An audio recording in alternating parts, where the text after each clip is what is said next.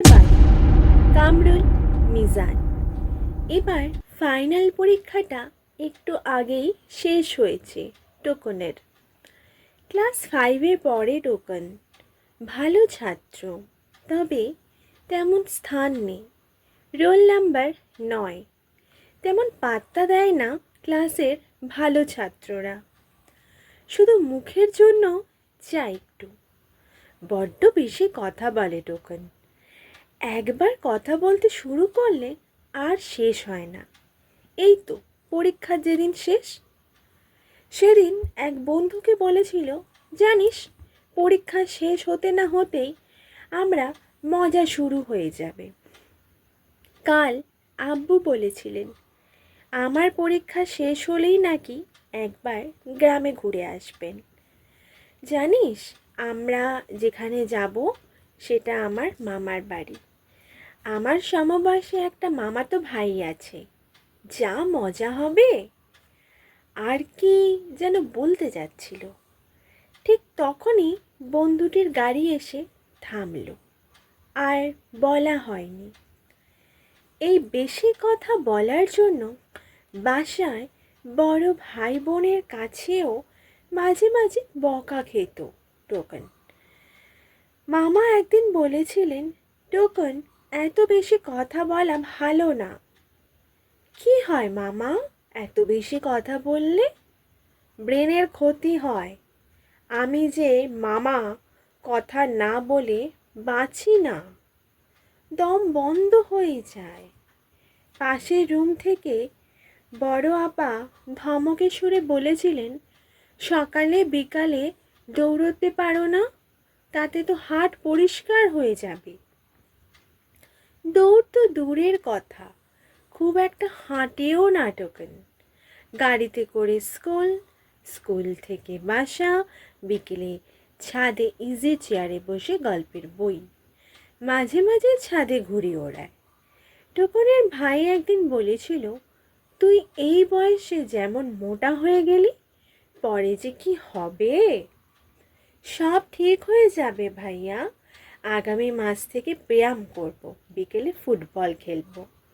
কয়েকদিন পর যে দেশে যাচ্ছি ওখানেই শুরু করব। পরীক্ষা শেষ হয়েছে নভেম্বরের শেষের দিকে।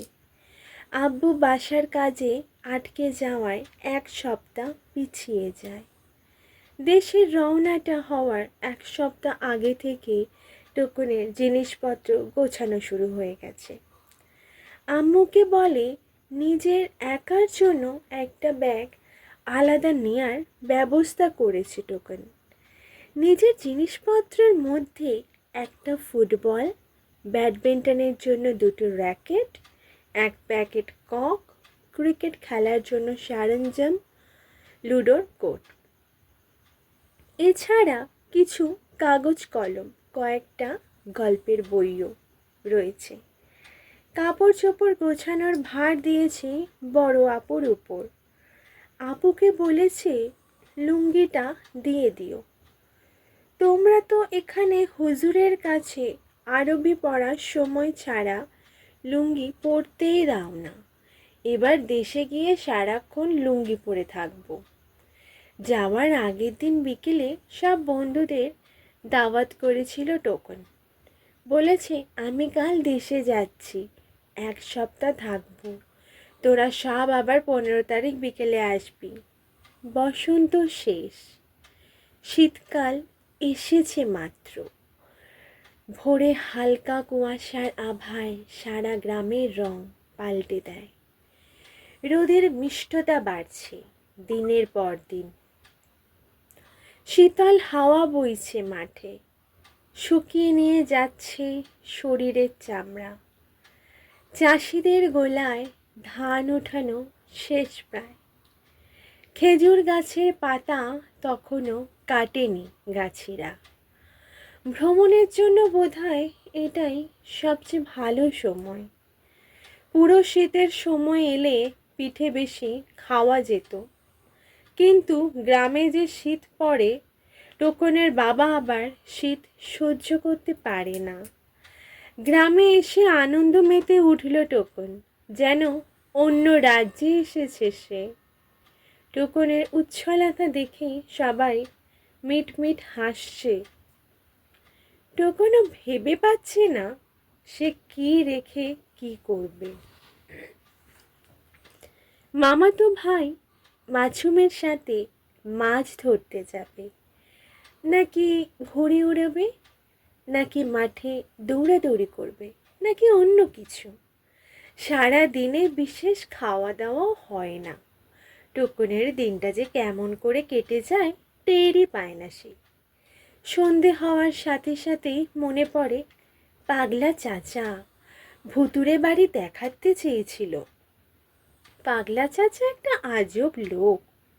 এই বাড়িতে প্রায় 50 বছর ধরে আছে। এ জীবনে কত কিছুই দেখেছে সে, কত যে গল্প জানে হিসেব নেই তার। পেটের ভিতরে যে কত গল্প জমা আছে দেখলে বোঝা যায়। একবার বসলে 4-5টা গল্প শেষ করেই দেবে। আর কেমন যে মজার মজার গল্প, মনে হয় সারা দিন রাত শুধু শুনি। আর এমন মিষ্টি করে বলবে, শুধু শুনতেই ইচ্ছে হয়। পাগলা চাচা বলেছিল দাওয়ায় তাকে দেখা যাচ্ছিল চোখে।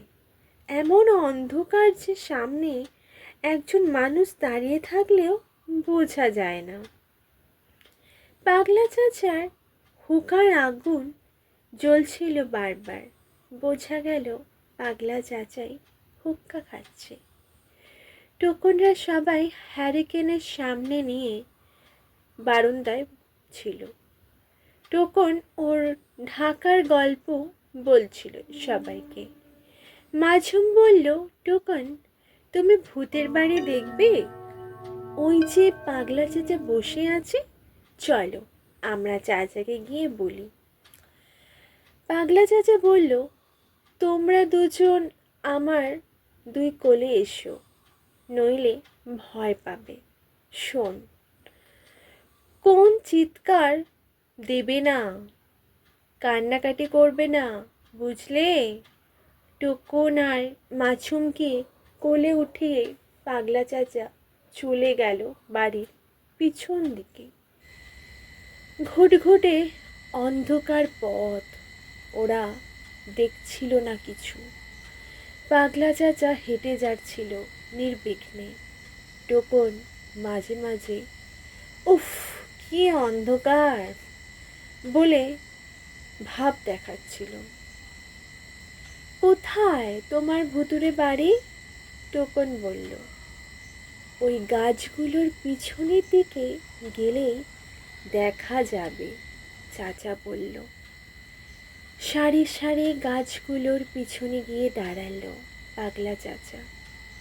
2 কোলে দুজনের চেহারা দেখছিল।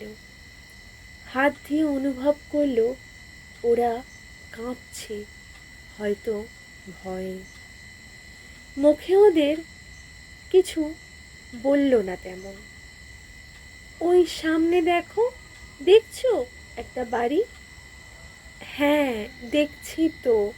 ওটা কি ভুতুরে বাড়ি হলো নাকি? একটু পর সব দেখবে। অস্থির হচ্ছ কেন? ধৈর্য ধরো। ওদের দৃষ্টি ওই বাড়িটার দিকে। অদৃশ্য বাড়ি, অথচ এখন স্পষ্ট। কিছুক্ষণ কেটে গেল। তারপর বাড়ির ভিতর থেকে 5-6টা আগুনের হাঁড়ির মতো উঠে এলো, দৌড়াদৌড়ি করছে ওই বাড়ির সীমানার মধ্যেই। মাঝে মাঝে জ্বলছে আর নিভছে। হাসি দিলে জলে, এমনি থাকলে শুধু আগুনের কুণ্ডটা দেখা যায়। টুকুন জড়িয়ে ধরল পাগলা চাচার গলা। ভয়ার্থ কণ্ঠে বলল, অমন করছে কেন ওরা? ওরা কারা? ওরাই ভূত, ওদের বাড়ি ওটা। এখন ওরা নাচছে। চাচা, দিনে তো ওখানে কোনো বাড়িঘর দেখি না। মাছুম বলল, হ্যাঁ, ওখানে দিনে কোনো বাড়িঘর থাকে না। দিনে ওটা ধানি জমি, আর রাতে ভুতুড়ে বাড়ি।